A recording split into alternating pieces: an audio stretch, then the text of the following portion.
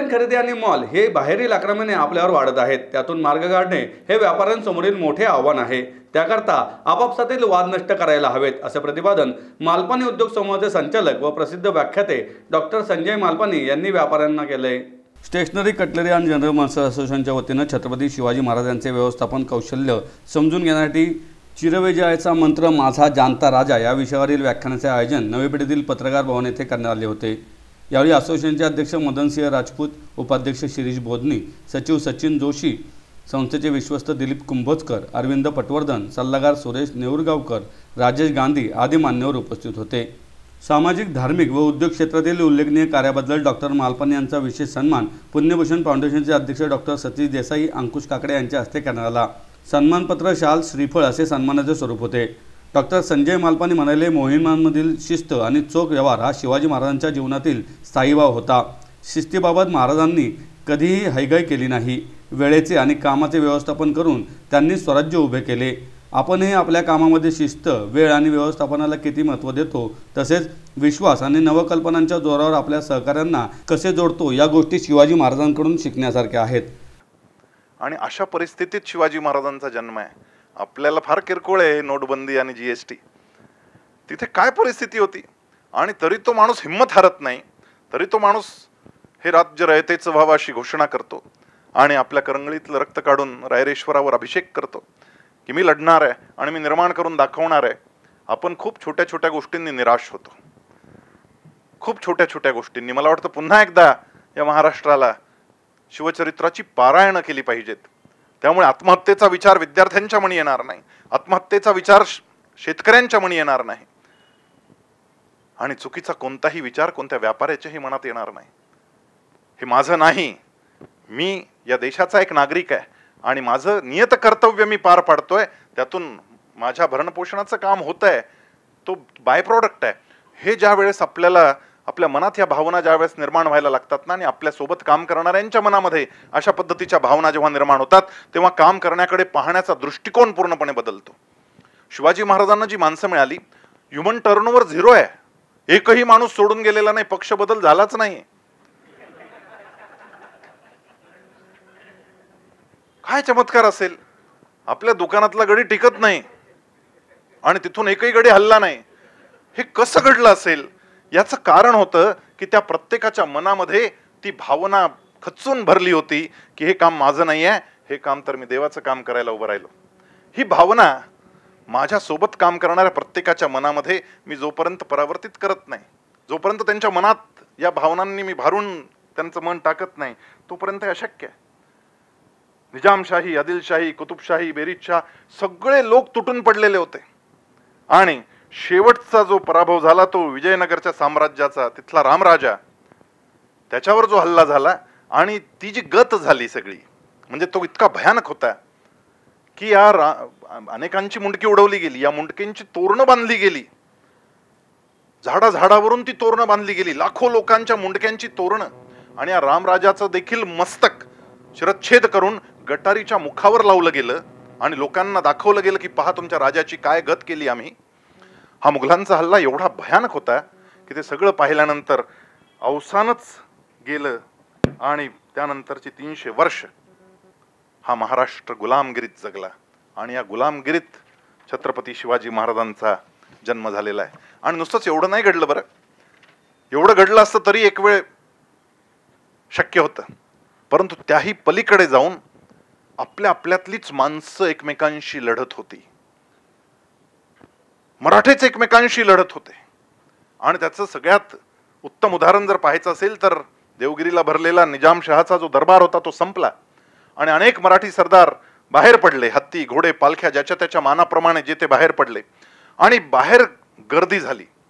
या गर्दीमध्ये खंडाकडे सरदारांचा जो हत्ती होता तो हत्ती बिथरला आणि त्यानं सोंडेत माणसं ओढून आपल्या पायाखाली चिरडण्याला सुरुवात केली.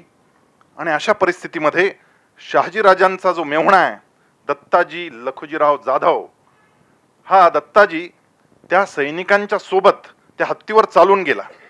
त्या हत्ती रक्तबंबाळ झाला, त्याची सोंड छाटली गेली, रक्ताचा धबधबा वाहायला लागला, तो चित्कार करायला लागला, पिसाळला. शहाजीराजांचा चुलत भाऊ संभाजी या दत्ताजीला थांबवू लागला की थांबा थांबा, हत्तीला मारू नका. दत्ताजी चिडला. पहा बरं, नातं पहा. नातं काय की शहाजी राजांचा मेहुणा, लखुजी राजांचा मुलगा दत्ताजी आणि शहाजी राजांचा चुलत भाऊ संभाजी, या दोघांचीच एकमेकांमध्ये लढाई चालू झाली. आणि या लढाईमध्ये संभाजी मारला गेला, आपला पुतण्या मारला गेला हे पाहिल्यानंतर, पुन्हा आपला चुलत भाऊ मारला गेला हे पाहिल्यानंतर शहाजीराजे त्या युद्धात पडलेले आहेत. एकीकडे मेहुणा आहे, आपल्या बायकोचा भाऊ, त्याच्याबरोबरचं युद्ध सुरू झालं आणि त्यामध्ये तो लखुजी पण मारला गेला. दत्ताजी मारले गेले आणि संभाजीही मारले गेले. असं ते युद्ध घडलं. किती भयानक असेल. म्हणजे जिजाबाईंच्या मनामध्ये काय अवस्था असेल. एकीकडे दीर मेलाय, एकीकडे भाऊ मेलाय, युद्धात आपसात लढून मेले. कोणासाठी रडली असेल जिजाबाई? भावासाठी की दीरासाठी? जिजाबाई रडत होती महाराष्ट्राच्या भाग्यासाठी. हे काय दुर्भाग्य आहे, काय परिस्थिती आली आपल्यावर. आपलेच लोक आपापसात लढतायत आणि आजही परिस्थिती तशीच आहे. बरं, असोसिएशन जोरात आहे. हा, असोसिएशन जोरात आहे. आम्ही सगळे एकत्र बसतो, परंतु आपल्या आपल्या दुकानी गेलं की मग शेजारचा वैरी वाटायला लागतो. मग तो काय रेटनी विकतोय, मग त्याच्यापेक्षा 2 पैसे कमीने मी विकतो, मग त्याच्यापेक्षा कमीने अजून हा विकतो. असं करत करत करत करत एकमेकांनाच मारायचा कार्यक्रम चाललाय. तलवारी नाही आहेत, पण मारामारी चालू आहे. आपुल्याच माणसावर आपले धावणे, हे तर शत्रू सैन्याचे फावणे. इतिहासातून बोध घेणे भविष्यासाठी. भिंतीला भिंत आहे. असोसिएशनचे मेंबर आहेत, अगदी शेजारी शेजारी राहणार आहेत, बाहेर आल्यावर सोबत हॉटेलमध्ये पण जाणार आहेत. इतकं सख्य आहे, परंतु आपणच आपले वैरी आहोत आणि आपणच आपला व्यवसाय मारून टाकायला निघालेलो आहोत. अशी जर आपली परिस्थिती असेल तर शिवचरित्राचा परत अभ्यास केला पाहिजे की हे टाळण्यासाठी आपल्याला काहीतरी करावं लागेल. असोसिएशन मध्ये येऊन बसावं लागेल, काहीतरी सल्लामसलत करावी लागेल, खलबतखाना उभारावा लागेल आणि त्यात चर्चा करून यावर काहीतरी इलाज काढावा लागेल. आणि हे सगळं आपण ज्यावेळेस आपल्या आपल्यात सुरू करतो त्यावेळेस मग ते ऑनलाईन असेल, मॉल्स असतील, ही सगळी बाहेरची आक्रमण आहेत. या आक्रमणांना खरं घाबरायचं कारण नाही जर आपण स्ट्रॉंग राहिलो तर. पण आपण स्ट्रॉंग नाही म्हणून ही बाहेरची आक्रमण अधिक स्ट्रॉंग होत चाललेली आहेत आणि त्यातून व्यापार कसा करायचा असा प्रश्न आवासून आपल्या समोर उभा राहिलेला आहे. आपल्याला मंथन हे केलं पाहिजे की यातून मार्ग कसा काढावा. माणसाला माणूस जोडत जाणं, ते कसं जोडायचं हे शिवचरित्रातून शिकावं. शिवाजी महाराज छोटे आहेत आणि जिजाबाई सांगते की जा मावळातून फिर. मग काही बालसवंगडी सोबत घेऊन मावळातून फिरतायत, हिंडतायत, एकेकाच्या घरी जातायत, भेटतायत, एकमेकांचं सुखदुःख समजावून घेतायत. आणि हे समजावून घेत असताना एक एक माणूस पारखतायत, एकेका माणसाला जोडून घेतायत. मग तो तानाजी असेल, सूर्याजी असेल, हे मालुसरे बंधू यांनी जीव ओतायला सुरुवात केली या बालराजावर. बाजी पासलकर आहे, त्यांचं वय 65 वर्षाचं आहे जेव्हा शिवाजी महाराज त्यांना पहिल्यांदा भेटले. परंतु इतकं प्रेम केलंय की ते बालसवंगड्यासारखं त्याच्याबरोबर खेळणं, त्याच्याबरोबर फिरणं दुसरं सुचायचंच नाही. आपला हा मित्र आहे असं समजून बाजी पासलकर सावलीसारखा बालराजांच्या मागे फिरतो, एक मित्र म्हणून फिरतो. सूर्याजी काकडे असतील, बाजी जेधे असतील, गोराजी, संताजी, हे जगताप बंधू असतील, एक एक माणूस वेचून आणलेला आहे आणि नो ह्युमन टर्नओव्हर. एकही माणूस यातला सोडून गेल्याचं उदाहरण नाही आहे. काही गेले असतील तर परत रिटर्न आले, त्यांना सहन नाही झालं. आपल्या दुकानी माणसं का टिकत नाहीत? शिवाजी महाराजांनी इतक्या लोकांची मनं राखत राखत त्यांना सगळ्यांना कोणत्या प्रेरणेतून टिकवून धरलं असेल आणि काय प्रेम दिलं असेल त्या लोकांना, याचा जेव्हा आपण विचार करू त्यावेळेस एकेका व्यक्तीच्या घरच्या सगळ्या मंडळींची नावं शिवाजी महाराजांना पाठ आहेत, कारण कधीतरी त्यांच्या घरी गेलेले आहेत. मी माझ्या दुकानाच्या गड्याच्या घरी कधी गेलोय का? मी कधी विचारलं का त्याला की तुझ्या घरी कसं चाललंय रे, तुझा मुलगा काय शिकतोय, कोणत्या कॉलेजला ऍडमिशन घेतली, तुला काही अडचण आहे का, मुलाला मोठं कर, शिकव? हे जोपर्यंत आपण विचारणार नाही ना तोपर्यंत हे घडणंच शक्य नाही.